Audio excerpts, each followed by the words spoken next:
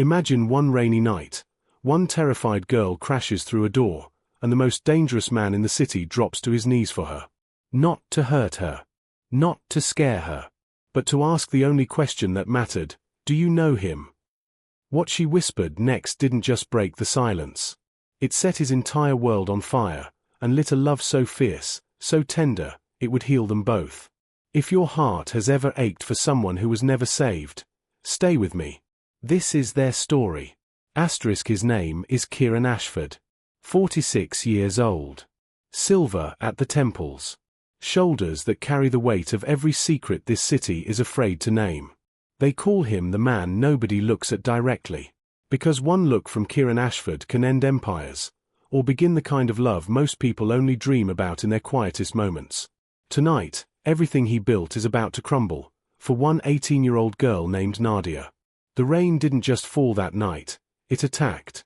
It hammered the pavement like it was trying to wash the whole world clean. Neon from the Marchette's sign pulsed red, then white, then red again, turning every puddle into something that looked like blood. Inside, the restaurant smelled of warm bread and expensive regret. White tablecloths. Half-empty wine glasses. And in the very back corner booth, the man no one dared stare at. Kieran Ashford sat with his back to the wall, the way predators do. Charcoal suit, no tie, bourbon untouched. His second-in-command, Luca Brennan, was talking about docks and shipments and numbers that didn't add up. But Kieran wasn't listening. He was watching the rain streak down the glass like tears he'd never been allowed to cry. He had carried a heaviness for 27 years. Ever since his little sister Colleen disappeared.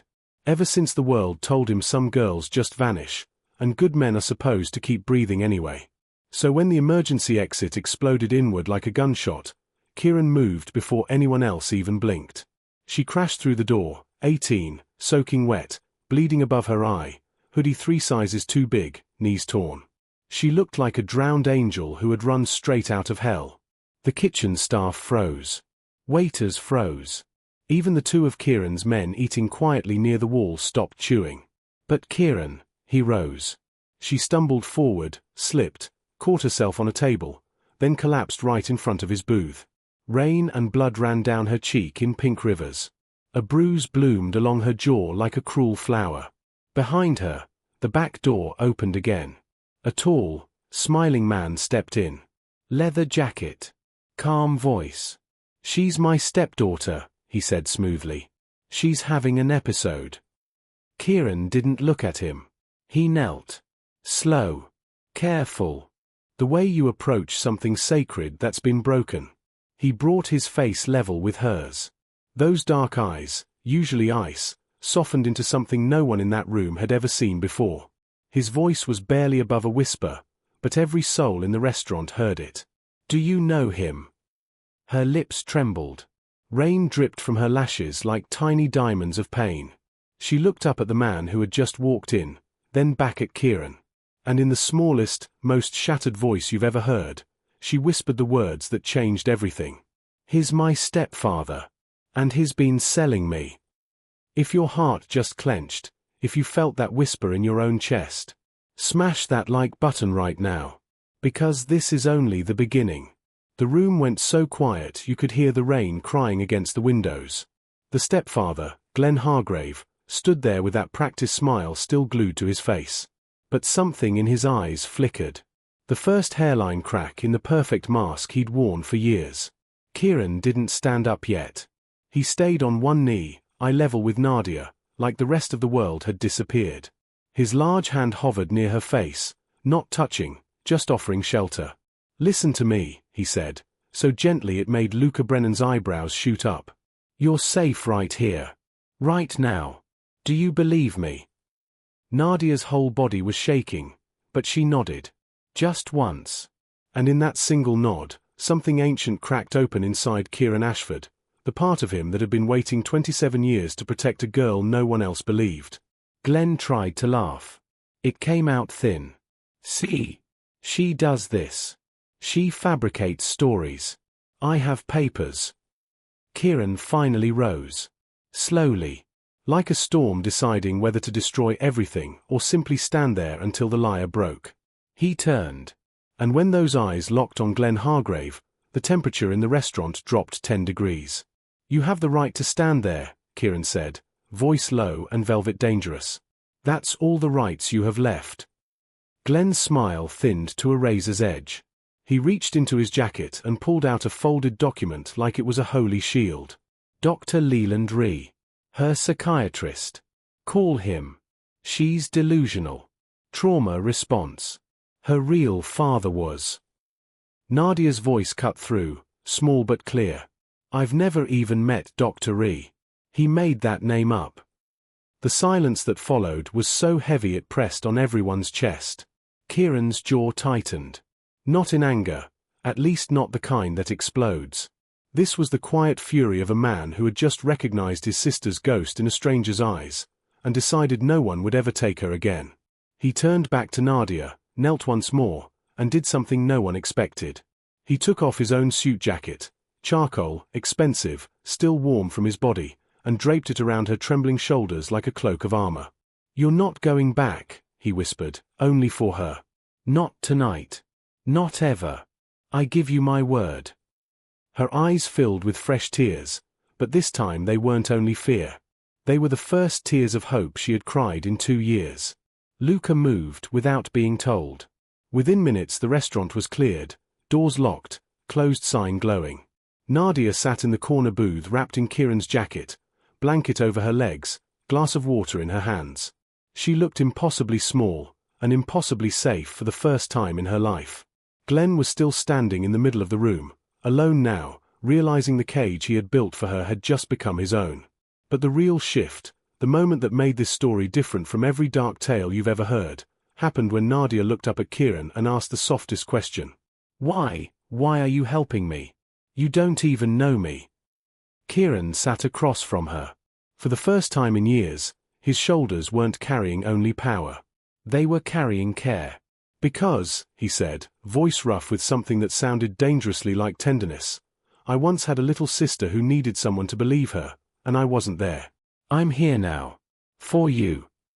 That was the exact moment the love story began. Not fireworks. Not instant passion.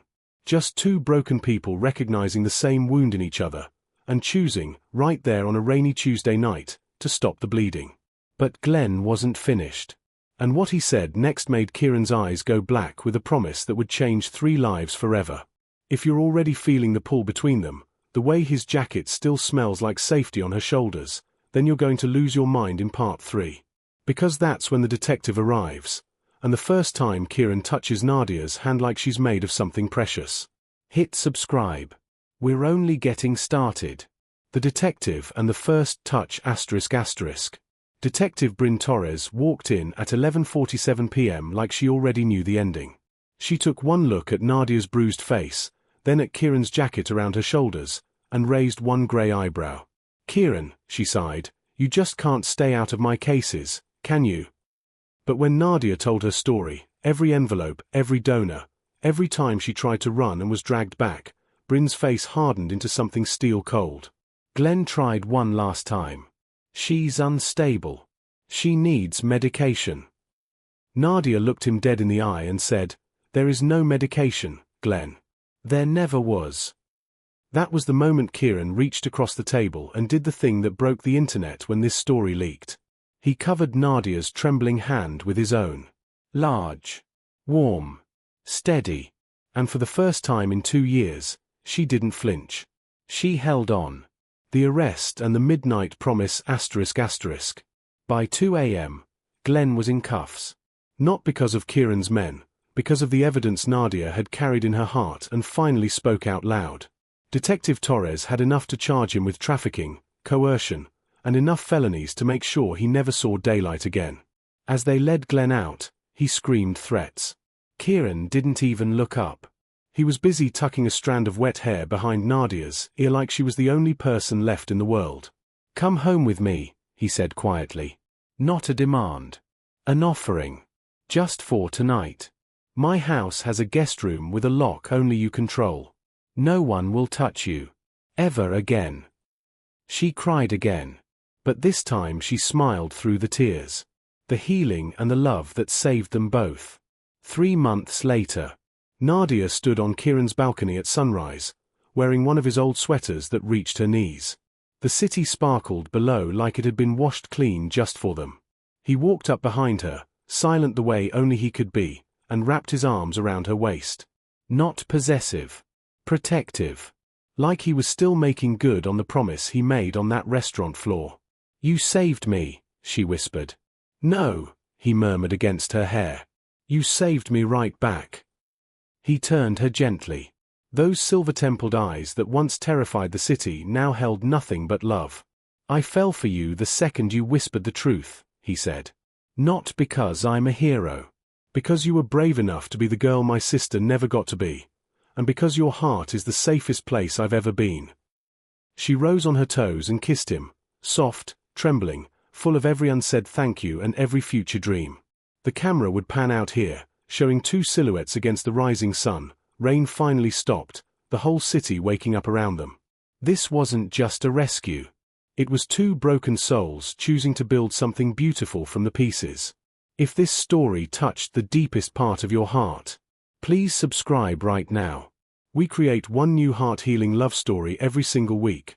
Stories about second chances, fierce protection, and love that refuses to let the broken stay broken. Comment below with the word healed if you believe one person's kindness can change everything. Drop a red heart hash if you want more Mafia Protects Her stories. I read every single comment. Your words keep these stories alive. Sometimes the person the world calls dangerous is the only one brave enough to believe you when no one else will. Never be afraid to whisper the truth, because somewhere out there is someone whose entire empire will kneel just to keep you safe. And real love? It doesn't wait for perfect timing. It shows up in the rain, on its knees, and says, "You're home now. Thank you for staying until the end." Your heart is the reason we tell these stories. See you in the next one, where another lost soul finds the love she never thought she deserved.